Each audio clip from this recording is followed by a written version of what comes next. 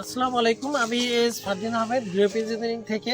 তো আজকে আমি আপনাদেরকে দেখাবো যে আমরা আমাদের চারা দেওয়ার পরে আমাদের যে অতিরিক্ত যে কাটিংগুলো আছে আমরা সেগুলা সংরক্ষণ করে রাখছি। তো আমরা একটু দেখাবো যে আমরা এগুলা কিভাবে সংরক্ষণ করছি।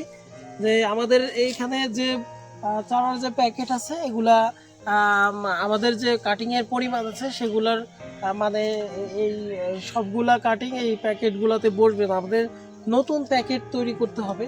তো সেক্ষেত্রে আমরা কিভাবে সংরক্ষণ করে রাখছি চারাগুলা, যাতে আমরা শিকড় গজানোর পরেও আমরা সেগুলা বসাতে পারো সেই ব্যাপারে একটু দেখাচ্ছি। তো ভিডিওটা একটু এদিকে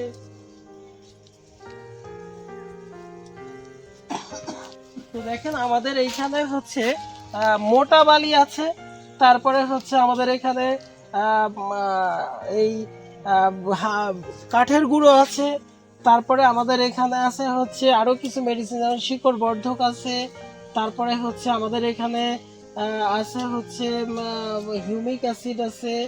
তো আমি এখানে হাড়ের গুঁড়াটা এখানে দিইনি, কারণ আমি আসলে জানি না যে কোন চারাগুলা হবে। তো আমাদের যেহেতু আমরা এটা সংরক্ষণের জন্য রাখছি, তো সেক্ষেত্রে আমরা এইখানে যেমন এটা হচ্ছে ফ্লেম সিডলেসের আমার অনেক কাটিং বেরিয়েছে, যেগুলো আমার এই সবগুলো প্যাকেটে বসানো সম্ভব না। যদি আপনারা কেউ এই কাটিংগুলো নিতে চান তো আমি এই কাটিংগুলো কুরিয়ার করতে পারবো। তো আর আপাতত আমরা এইগুলো সংরক্ষণ করে রাখি, যেহেতু আমাদের সবগুলা প্যাকেটে যে চারাগুলো বসাবো এগুলো 100% বাঁচবে তার কোনো গ্যারান্টি নেই। দেখা যাচ্ছে যে আমার 80 বা 90% এখানে চারা হয়েছে, বাকি প্যাকেটগুলা খালি রয়ে গিয়েছে। তো ওই সময়টাতে আমরা এই প্যাকেটগুলা পূর্ণ করব এখানে যে চারাগুলা হবে। তো এখানে আমরা যেহেতু আমরা কাঠের গুঁড়া খরচ কিছুটা এখানে হ্রাস পেয়েছে, কাঠের গুঁড়া ব্যবহার করেছে, যেহেতু হাতের কাছে আমাদের কোকোপিটটা না থাকায় সেক্ষেত্রে আমরা হাতের কাছে কাঠের গুঁড়া। আর আপনারা যদি কেউ কাঠের গুঁড়া এবং মোটা বালি দিয়ে করেন সেক্ষেত্রে করতে পারেন, তবে কাঠের গুঁড়াতে কিন্তু হয়, উইয়ের ক্ষেত্রে এই ব্যাপারটা আপনারা খেয়াল রাখবেন। তো কাঠের গুঁড়া দিয়ে না করাই ভালো, তবে আপনারা করতে পারেন যদি হাতের কাছে আপনারা কোকোপিটটা না পান। তো আরেকটা বিষয় হচ্ছে যে আমাদের এখানে কি কি জাত আছে আমি একটু দেখাচ্ছি, কি কি জাতের কাটিংগুলো আছে আমি একটু দেখাচ্ছি।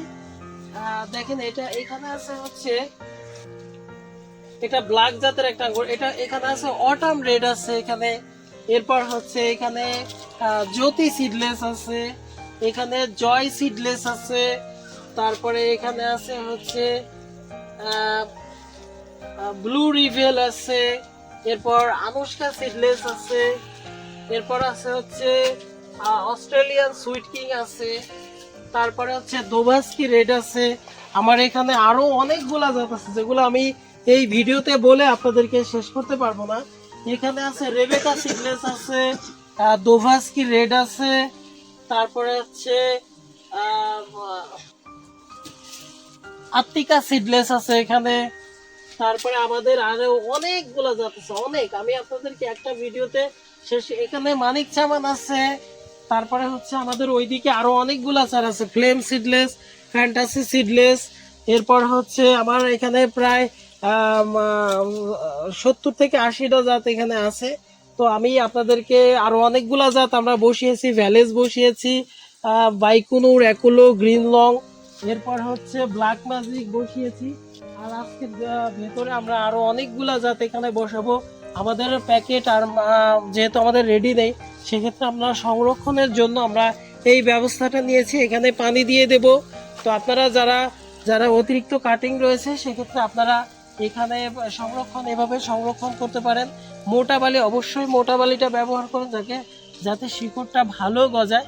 আর হচ্ছে আপনারা কোকোপিট, মোটা বালির সাথে কোকোপিট এবং আপনারা শিকড় বর্ধকটা আপনারা দিয়ে ব্যবহার করতে পারেন। তো আমি আজকে এ পর্যন্ত, আমি আর ভিডিওটা বাড়াবো না। আপনাদের যদি কারো কাটিং লাগে আমাদের সাথে দ্রুত যোগাযোগ করুন, স্ক্রিনে দেখানো নাম্বারে আমি কুরিয়ারে আপনাদেরকে কাটিং পাঠিয়ে দিতে পারবো।